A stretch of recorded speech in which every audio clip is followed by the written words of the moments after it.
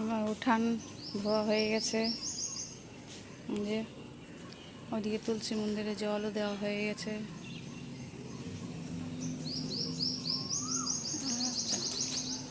কত বড় বড় আম পড়ে যাচ্ছে বাগানে, খারাপ হয়ে যাচ্ছে আমগুলো। কি জানি কি হয়েছে, প্রচুর রোদ দিচ্ছে না, ওই জন্য মানে আমগুলো খারাপ হয়ে যাচ্ছে। ঠিক আছে, কিন্তু দেখো কেমন মেঘলা মেঘলা ওয়েদার করে রেখেছে সকাল থেকে, আর প্রচুর গরম দিচ্ছে।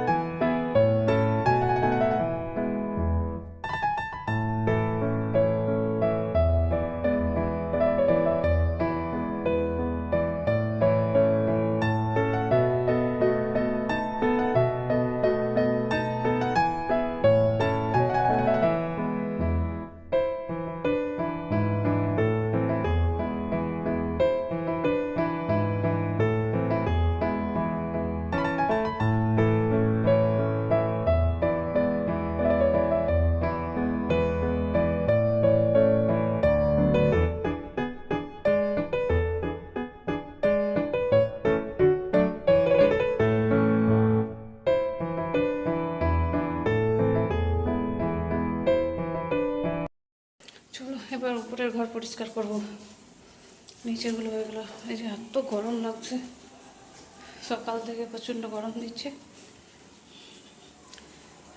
নিচেরটা কমপ্লিট করে নিলাম।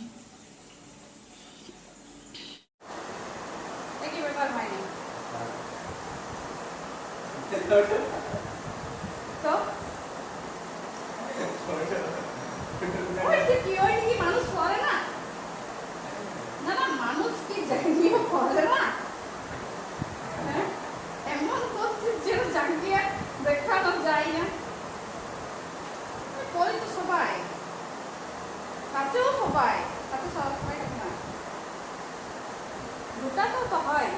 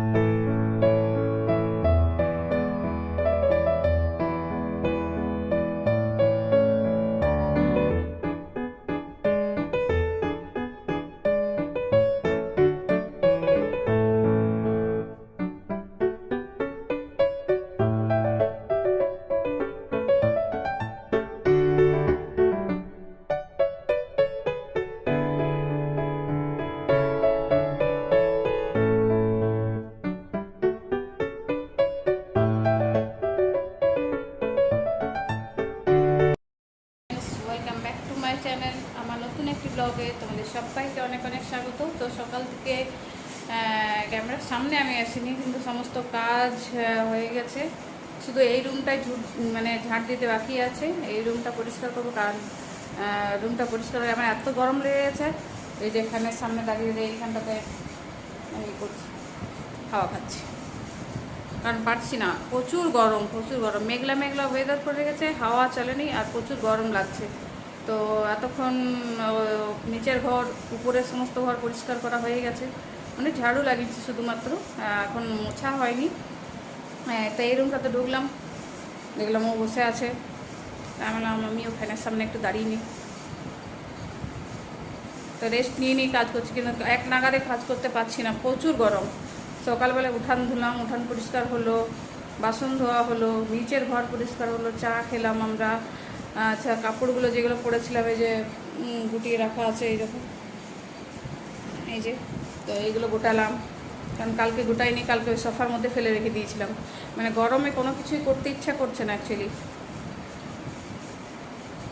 তো চলো একবার ইন্ট্রোটা দিয়ে দাও। গুড মর্নিং,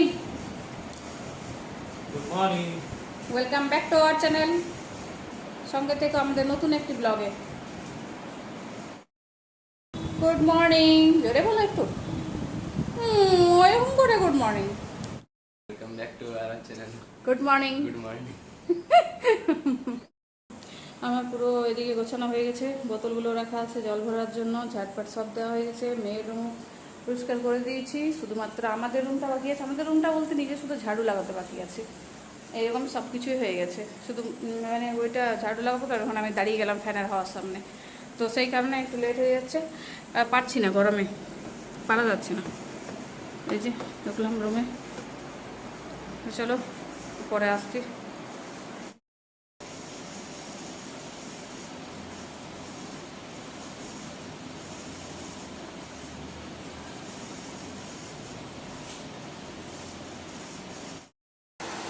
তো পুরো ঘর মোছামুছি হয়ে গেছে, মেয়ের ঘরও মোছা হয়ে গেছে, ছেলের ঘর মোছা হয়ে গেছে, যে শুকাচ্ছে, ওখানে ওর ঘর শুকায়নি এখনও পর্যন্ত, ফ্যান চালানো আছে।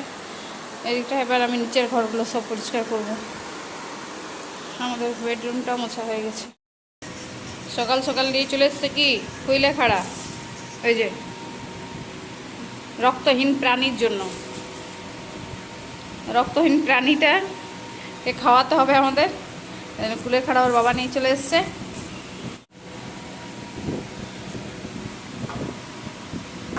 Vitamin D. আজ আমরা মুড়ি খাবো, মুড়ি চানাচুর খাবো, ওই জন্যে পেঁয়াজ টমেটো শুরু হয়ে গেছে কাটাকুটি করতেও। মুড়ি চানাচুর খাওয়া হবে, গরমে ওরা খেতে চাইছে না, কারণ খেলে পরোটাই খাবে, রুটি সকালবেলা খাবে না কেউ, তাই পরোটা খাওয়ার থেকে বলছে মুড়ি চানাচুর খাবো আমরা। তো ব্রেকফাস্ট করার পর উপরের ঘর তো আগেই মুছে নিয়েছিলাম, এবার নিচের ঘরগুলো মুছে নিচ্ছি, তারপরে সোজা চলে যাব স্নানে, স্নানের পর ফিরে আসবো।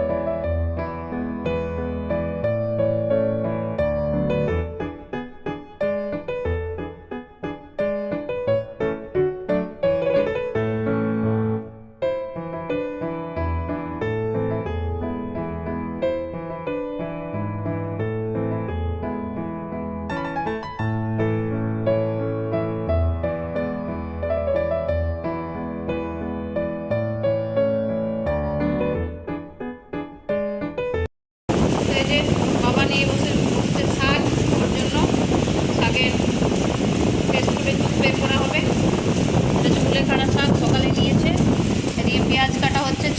কষা খাবে। আর এইদিকে হচ্ছে গাছের আম, এই আমগুলো পড়ে গেছে, তো একটু একটু ফেটে গেছিলো, সেইগুলো একটু কেটে বাদ দিয়ে দিল। এইগুলো ওনার হবে চাটনি। গাছের আম পড়ছে আর একটা একটা করে ও নিয়ে আসছে কুড়িয়ে, একটু একটু পেকে গেছে। তাই হলো এটা এমনও পাকেনি যে খাওয়া যাবে না, তো চাটনি করেই খেয়ে দিই, কারণ এখন টক লাগবে। তো ওই যে শাক, চিকেন কষা রেডি করেছি, আর চিকেন কষা হয়েছে, তার সঙ্গে হয়েছে আমের চাটনি, আর হবে করলা ভাজা। এখনো পর্যন্ত এই দুটোই রেডি হয়েছে। এই যে আমের চাটনি করে নিয়েছি, চিকেন কষা হয়ে গেছে, করলা ভাজি হবে,